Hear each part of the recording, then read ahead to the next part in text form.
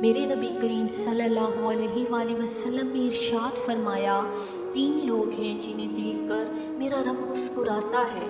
سبحان اللہ! یا رسول اللہ، وہ کون کون سے ہیں؟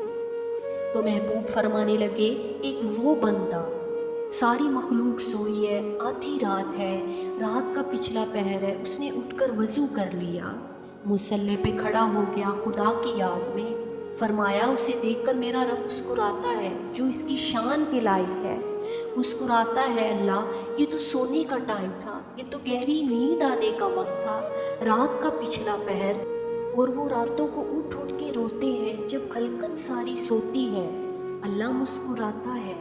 اور سننا میرے بھائی، میرے نبی پاک صلی اللہ علیہ وآلہ وسلم فرماتے ہیں، جب مسلمان نماز کے لیے صفیں بناتے ہیں نا، ترتیب لگ رہی ہوتی ہے، اب اللہ کی بارگاہ میں کھڑے ہوتے ہیں، قیام کرتے ہیں، رکوع کرتے ہیں، سجدہ کرتے ہیں، تو فرمایا میرا رب انہیں دیکھ کر مسکراتا ہے، مسکراتا ہے کہ کمال ہو گیا، عروج بندگی کا جب بندے کو دیکھ کر رب مسکرائے، خدا بندے سے خود پوچھے، بتا تیری رضا کیا ہے، مسکراتا ہے۔ اور میرے نبی پاک صلی اللہ علیہ وآلہ وسلم فرماتے ہیں، جب مجاہد جہاد کے لیے صفیں سیدھی کرتے ہیں، آج تو یہ رب کے نام پر مرنے ہی آ گئے ہیں، جو صفوں میں کھڑے ہوں گے، ترتیب سے گلا کاٹیں گے کافروں کا یا شہادت میں جائیں گے، فرمایا تو رب انہیں دیکھ کر مسکراتا ہے۔